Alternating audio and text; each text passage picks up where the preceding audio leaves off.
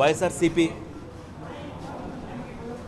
బలం బలగం వైఎస్ఆర్సీపీ బలం బలగం బీసీ నాయకులతో ఈరోజు మా బీసీ నాయకుడు మా అన్న జోగి రమేష్ అన్నను పరామర్శించడం కోసం ఆంధ్రప్రదేశ్ రాష్ట్రంలో ఉన్న నలుమూలల నుంచి వైఎస్ఆర్సీపీ నాయకులు ఈరోజు తరలి వచ్చి అన్నను పరామర్శించడం జరుగుతుంది. ఎందుకంటే మీరందరూ చూసినారు, నారావారి రక్త చరిత్ర గత సంవత్సరంన్నర నుంచి జరుగుతుంది. కానీ ఈరోజు బలి తెగించి రెడ్ బుక్ రాజ్యాంగంలో జంగిల్ రాజ్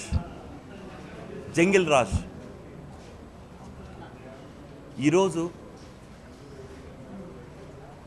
రమేష్ అన్న ఇంట్లో లేని సమయంలో కేవలం రమేష్ అన్న శ్రీమతి గారు, పిల్లలు, ఎంతో వయసున్న రమేష్ అన్న తండ్రి గారు ఇంట్లో ఉన్నప్పుడు ఈ టీడీపీ గుండాలు ఇంటిపైకి వచ్చి పెట్రోల్ బాంబులతో కావచ్చు, యాసిడ్తో కావచ్చు, రాళ్లతో కావచ్చు, కత్తులతో, కటార్లతో చంపే ప్రయత్నం ఈరోజు జోగి రమేష్ అన్న కుటుంబానికి జరిగింది. ఆ దేవుని దయ వల్ల, రమేష్ అన్న చేసిన మంచి పనుల వల్ల ఈరోజు ఆ కుటుంబానికి ఏం కాలేదు. అంటే ఈ జంగిల్ రాజ్, ఈ రెడ్ బుక్ రాజ్యాంగంలో, ఈ నారావారి రక్త చరిత్రలో ఎంతమంది ప్రాణాలు తీసుకోవాలనుకుంటారనేసి మీ ద్వారా నారా లోకేష్ గారిని మేము అడుగుతున్నాం. నారా లోకేష్ గారు, మీరు ఒక బీసీని చంపాలన్నా, ఒక బీసీని గొంతు నొక్కాలన్నా 1000 బీసీలు గొంతు లేస్తాయనేసి మొన్న చెప్పాను, ఈరోజు చెప్తున్నాం. మీరు బీసీలని ఎంత తొక్కాలని చూసినా బీసీలు అంత తిరగబడి మీకు తగిన బుద్ధి చెప్తారనేసి ఈరోజు ఈ పాత్రికేయుల మిత్రుల సాక్షిగా ఈ కూటమి ప్రభుత్వానికి లేదా ఈ టీడీపీ గూండాలకు తెలియజేయడం జరుగుతుంది. సుమారు 90 రోజులు చేయని తప్పుకు ఒక ఫేక్ ముఖ్యమంత్రి ఒక ఫేక్ కేసు పెట్టి సుమారు 90 రోజులు అన్నదమ్ములు ఇద్దరు జైల్లో ఉండి వచ్చి, అదే కాకుండా ఇద్దరు పిల్లలపైన కేసులు పెట్టి, ఆడవాళ్ళని చూడుకోకుండా జోగి రమేష్ అన్న గారి శ్రీమతి పైన కూడా కేసు పెట్టి, అక్కడికి మీకు ఆనందం సరిపోక ఒక సునకానందంతో మళ్ళీ మీ ఆధ్వర్యంలో పోలీసులకు తోడిచ్చి ఇంటిపైన దాడి చేయడం ఎంతవరకు సబబు అనేసి మీ ద్వారా అడగడం జరుగుతుంది. మీరు ఎన్ని ఇబ్బందులు పెట్టినా, ఎంత భయపడిచ్చినా ఈ బీసీ ప్రతి గుండా వైఎస్ జగన్మోహన్ రెడ్డి గారికి ఇవ్వడం కోసం ఎప్పుడు ఎదురు చూస్తూనే ఉంటుంది. మీరు ఎన్ని ఇబ్బందులు పెట్టినా జగన్మోహన్ రెడ్డి గారికి ఈ ప్రాణం ఇచ్చేదానికి, ఈ బీసీల ప్రాణం ఇచ్చేదానికి మేము ఎప్పటికీ సిద్ధంగా ఉంటాం. మేము వెనకలిపోం.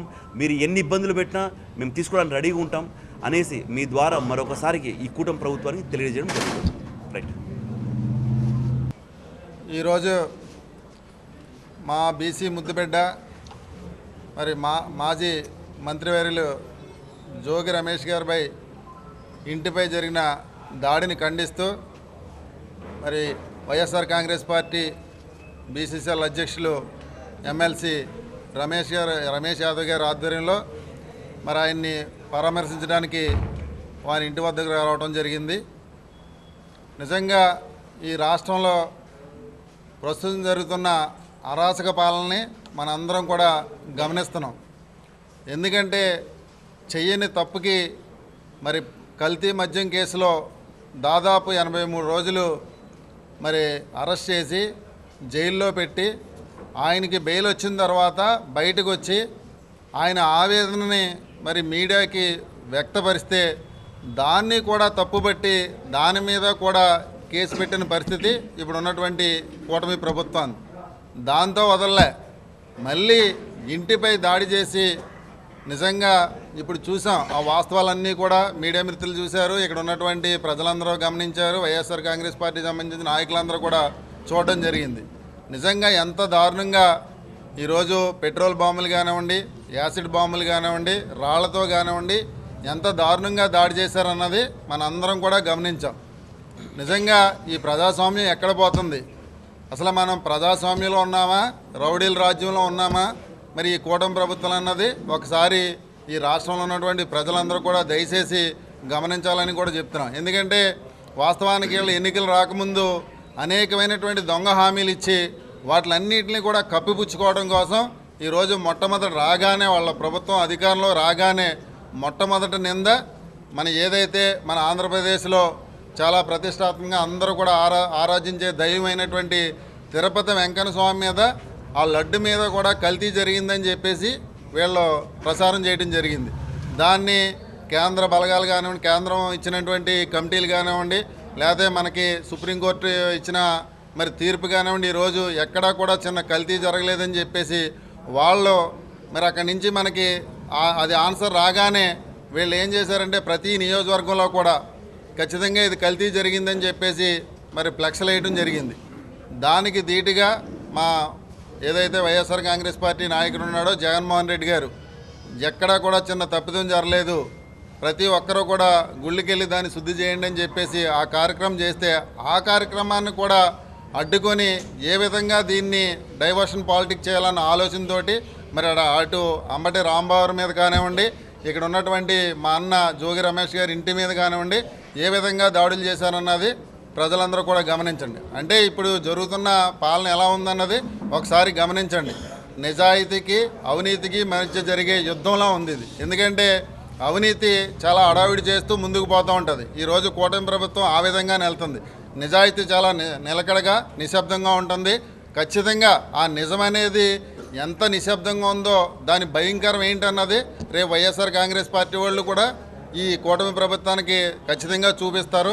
మీరు ఇదే విధంగా రేపు పాలన చేస్తే రేపు జరగబోయే ఏ ఎన్నికలైనా ఉన్నవండి, లేదంటే ఇటువంటి ఇంకా అరాచకాలు లేకపోతే ఇటువంటి దుర్మార్గమైన పాలన చేస్తే కనుక ఖచ్చితంగా తిరుగుబాటు అన్నది ఏ విధంగా వస్తుంది అన్నది కూడా గమనించాలని చెప్పేసి. ఎందుకంటే మనం ప్రజాస్వామ్యంలో ఉన్నాం, ప్రజల్ని మనం కాపాడవలసింది పోయి మరి ఏ విధంగా మనం ముందుకెళ్తాం అన్నది కూడా దయచేసి కూడా గమనించండి. ఎందుకంటే నిజంగా వాస్తవానికి ఇక్కడ రమేష్ అన్న ఇంటి దగ్గర జరిగిన దాడుల్లో మరి అక్కడ దాడి జరుగుతుంటే పోలీసులు పక్క నుండి చాలా దారుణంగా చూసే పరిస్థితి మనం అందరం కూడా గమనించాం. ఎందుకంటే వాస్తవానికి చట్టాన్ని కాపాడి మనకి రక్షణ ఇవ్వాల్సిన పోలీసుల్ని కూడా వాళ్ళు ఏ విధంగా వాళ్ళ దారిలో పెట్టుకున్నారో, వాళ్ళని ఏ విధంగా మరి వాళ్ళ పేక నొక్కుతున్నారు అన్నది కూడా మన అందరం కూడా గమనించాలి. ఎందుకంటే ప్రభుత్వం మేము అధికారంలో ఉన్నాం, మేము ఏం చేసినా చెల్లుతుందన్న ఆలోచనతో ఈరోజు కూటమి ప్రభుత్వం ఎదరికెళ్తుంది.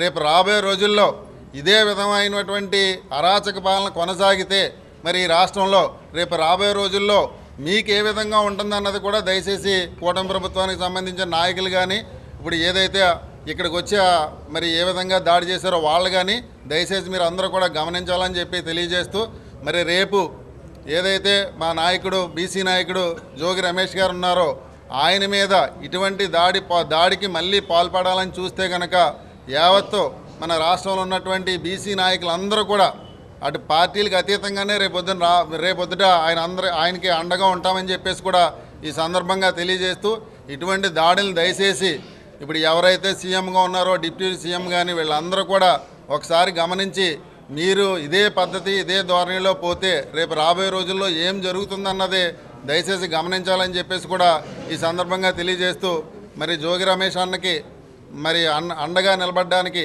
రాష్ట్రంలో ఉన్నటువంటి మరి జిల్లాలో ఉన్నటువంటి బీసీకి వైఎస్ఆర్ కాంగ్రెస్ పార్టీకి సంబంధించిన బీసీ నాయకులందరూ కూడా ఇక్కడ రావడం జరిగింది. రేపు రాబోయే రోజుల్లో ఎవరికి ఏ అన్యాయం జరిగినా ఖచ్చితంగా మేమందరం కూడా వాళ్ళకి అండగా ఉంటామని చెప్పేసి తెలియజేస్తూ సెలవు తీసుకుంటాం.